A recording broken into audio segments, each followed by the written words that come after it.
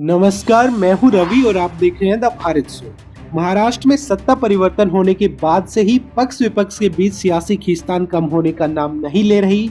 इस कड़ी में एक बार फिर महाराष्ट्र के डिप्टी सीएम देवेंद्र फडणवीस ने उद्धव ठाकरे के साथ शिवसेना पर हमला बोला। इसके साथ ही उन्होंने महाराष्ट्र के अगले सीएम का भी ऐलान कर दिया।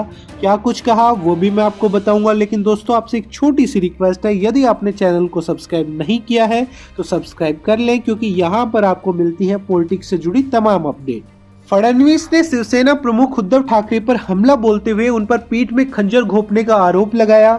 इतना ही नहीं, फडणवीस ने शिवसेना पर बेईमानी का आरोप लगाते हुए कहा कि शिवसेना को सीएम पद देने का कोई वादा नहीं किया गया था। फडणवीस ने कहा कि उनके जेहन में बस बेईमानी का बदला लेने की चाह थी।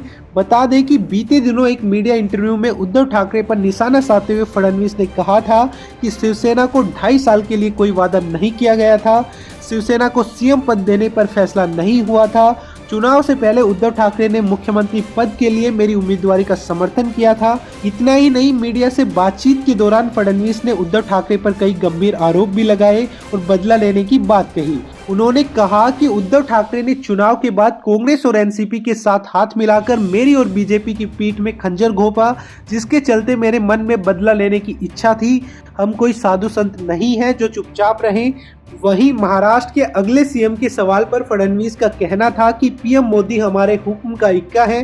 हमारे नेता आज भी एकनाथ शिंदे हैं और कल भी शिंदे ही रहेंगे। 2024 में शिंदे फडणवीस मिलकर चुनाव लड़ेंगे और सत्ता में लौटेंगे।